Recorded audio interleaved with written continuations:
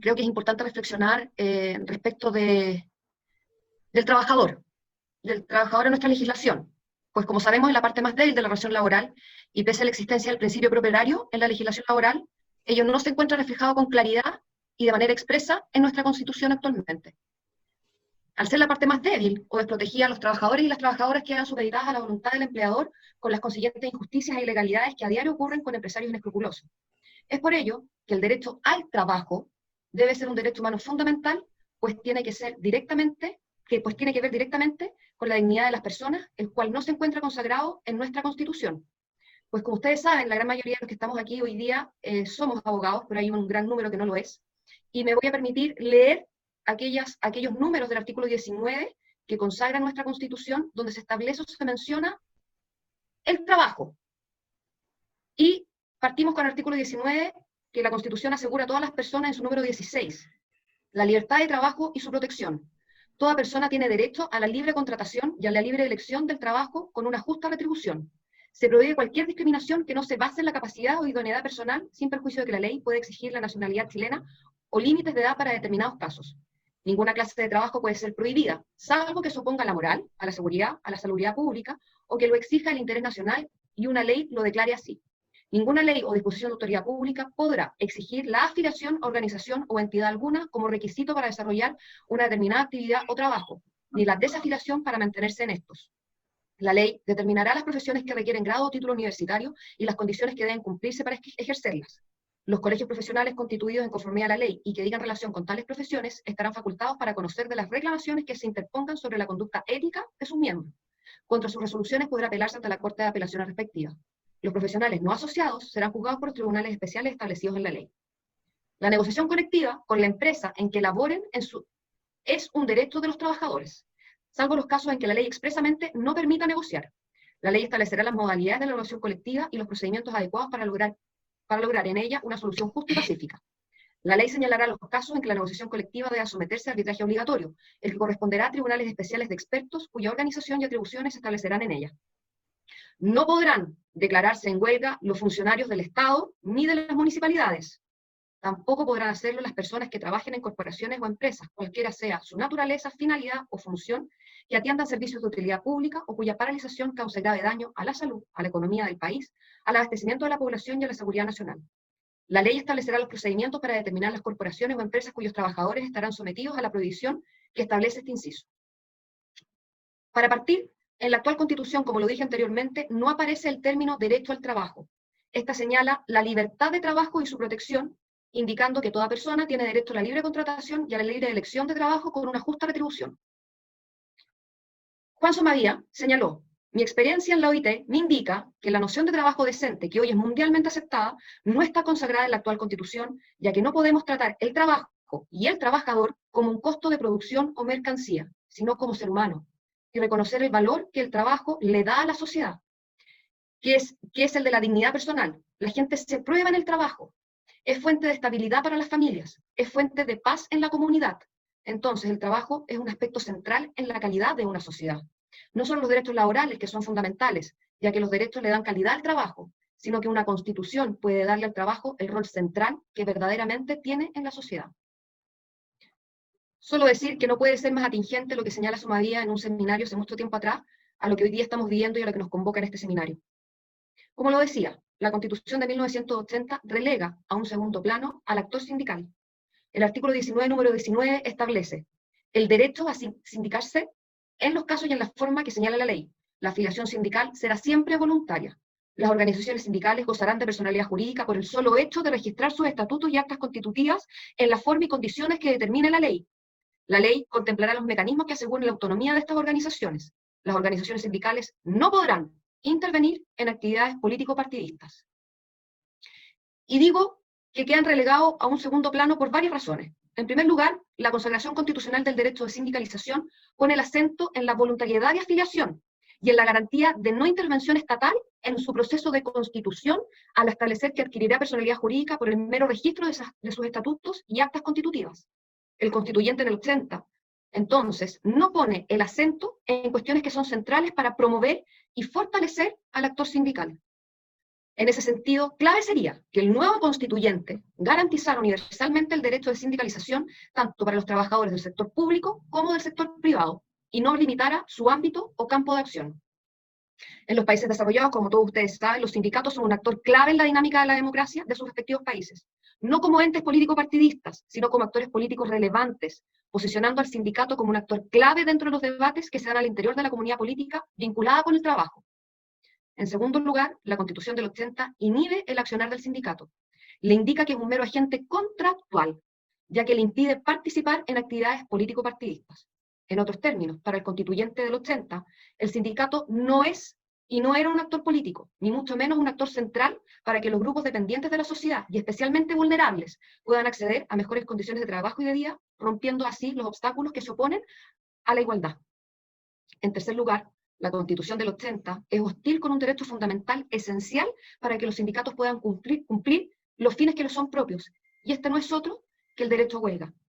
Como sabrán, la Constitución actual no reconoce de forma expresa este derecho, simplemente se dedica a indicar qué categorías de trabajadores tendrán prohibido su ejercicio. Con ello, no reconoce el valor fundamental que éste cumple. Cuarto, la negociación colectiva es muy restringida.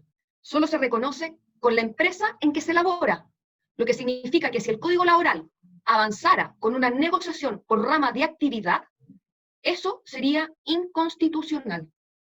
Lo anterior es normal en países nórdicos socialdemócratas a los cuales debemos mirar, creo yo, muy humildemente.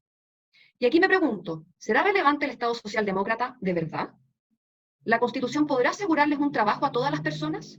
¿Podría asegurar el empleo, el Estado en situaciones de crisis económicas como las actuales? A lo que debiésemos aspirar es a mirar políticas públicas que refuercen los trabajos, que reivindiquen las asociaciones sindicales y que mejoren la corresponsabilidad empresarial. Otro punto importante y que durante esta pandemia tomó relevancia es el desempleo, que como sabemos en marzo, solo en el Gran Santiago alcanzó el 15,6%, el más alto después de 20 años.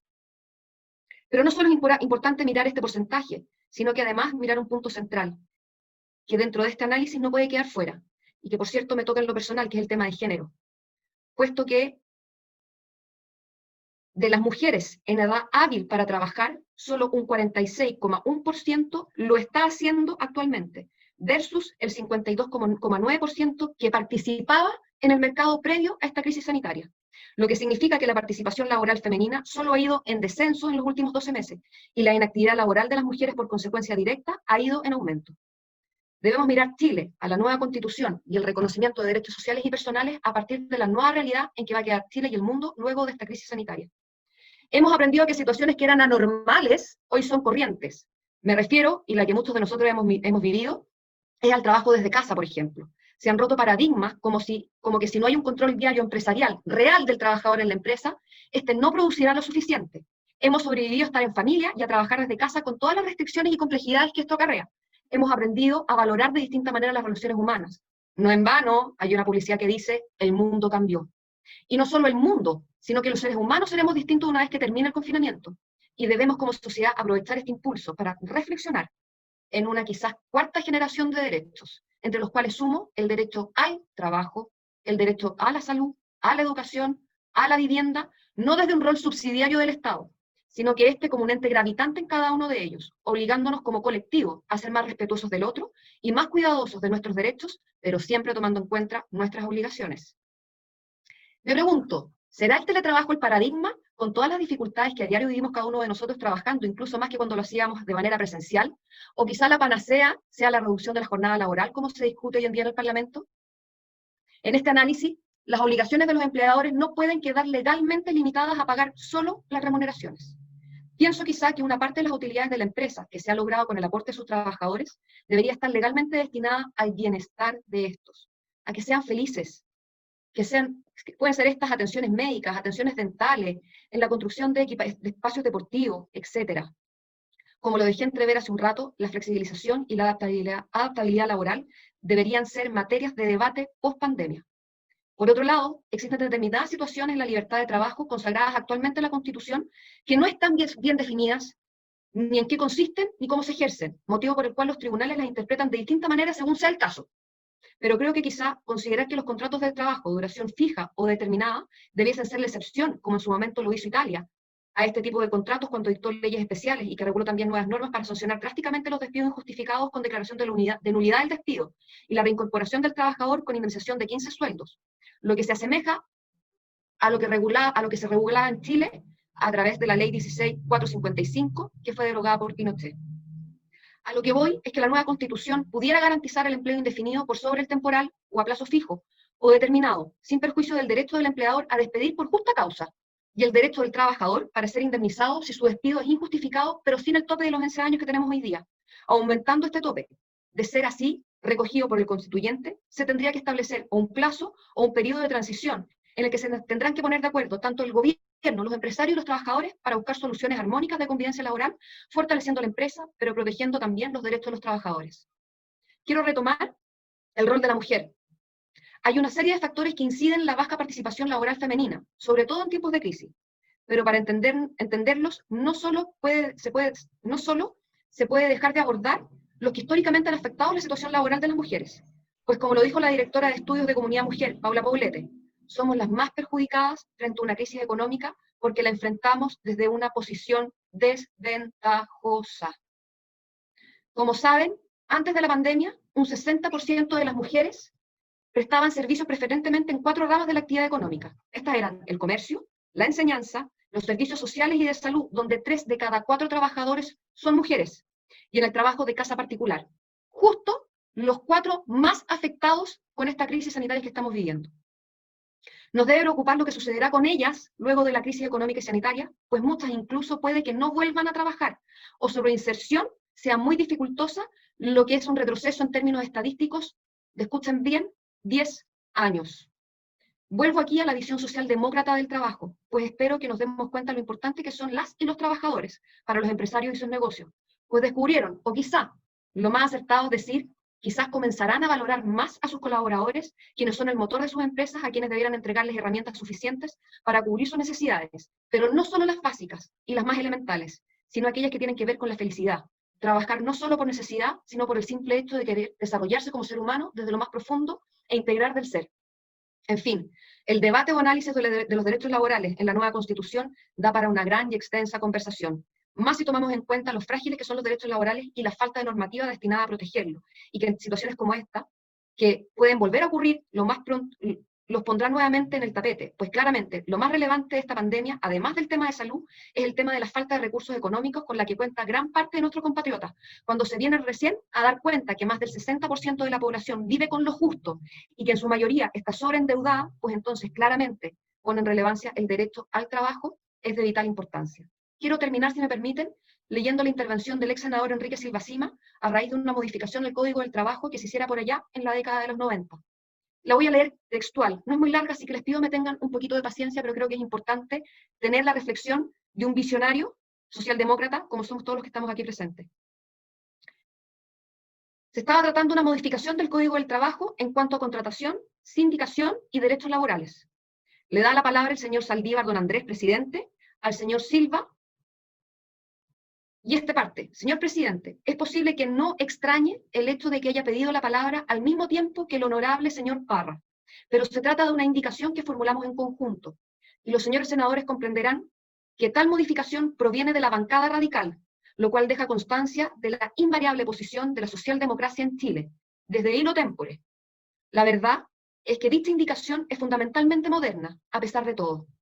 Los señores senadores no pueden extrañarse de que señale esto, porque precisamente en el mundo actual, particularmente en la Unión Europea, si hay algo que se halla en el tapete de la discusión y que está siendo reconocido invariablemente, es la necesidad de que de partida se reconozca el derecho al trabajo, no como un derecho simplemente declamatorio, según indica recién un distinguido señor senador, sino como uno que obedece a la concepción normativa de la Constitución. Ya nadie discute que la Carta Fundamental es por esencia normativa, aun cuando no existe una ley que específicamente la regule. En la especie estamos hablando de la necesidad de reconocer el derecho al trabajo. Para ello basta con tener presente, la primera frase de nuestra Constitución. Las personas nacen libres e iguales en dignidad y derecho. De manera que, sin ninguna posibilidad de duda, se puede reconocer que inexorablemente hacía falta reconocer de manera explícita en la Carta Fundamental el derecho al trabajo. En más de una ocasión, cuando nos hemos referido a esta materia, se ha sostenido que ello puede ser peligroso, porque de aquí podrían surgir hipotéticas reclamaciones ante los tribunales por parte de alguna persona a la que se le estuviera negando el derecho al trabajo. Ante tal reflexión, simplemente consultamos si acaso tiene más valimento reconocer que se pueda reclamar ante los tribunales un hipotético desconocimiento de un derecho a la propiedad privada, que admitir la magnitud que necesariamente debe tener el derecho al trabajo. Estamos en presencia de una omisión deplorable. Y cuando el Ejecutivo, a nuestro juicio, con fundamento, ha presentado un proyecto sobre reforma laboral, nos ha parecido que no podía desconocerse un derecho que por esencia debe ser reconocido. Los señores senadores no deben tener en cuanto a que esto podría implicar reclamaciones arbitrarias, porque basta con hacer una reflexión. Si mañana se reconociera arbitrariamente un derecho al trabajo o no se aplicara la norma que corresponde, se podrán tener presente otras posibilidades, como por ejemplo el seguro de desempleo, que específicamente es una respuesta del Ejecutivo a lo que significa el aumento de la cesantía y, en consecuencia, el derecho al trabajo, para quienes hipotéticamente podrían reclamarlo, pero por distintas razones les ha sido negado tal derecho. Me parece que carece de valimento argumentar para qué establecemos derechos declaratorios que de alguna manera debieran estar consignados solo en la Constitución. De todas maneras, deseo ser presente, que tal vez en las reformas constitucionales que se hallan en estudio en el Congreso Nacional, específicamente en la Comisión de Constitución, Legislación, Justicia y Reglamento del Senado, habrá de reconocerse valimiento a un derecho como este, que por esencia forma parte de los llamados derechos sociales. Cuando se piensa que nuestra Carta Fundamental debiera consagrar la existencia de un derecho o de un Estado social de derecho, obviamente estamos actuando en consonancia con lo que aquí hemos permitido proponer. Creo que eso grafica 100% lo que debemos, al menos los librepensadores, los radicales, los socialdemócratas, proponer en un proceso constituyente que, como sabemos, se nos viene encima el 26 de octubre. Agradezco, pido disculpas si me extendí en el tiempo y les doy muchas gracias.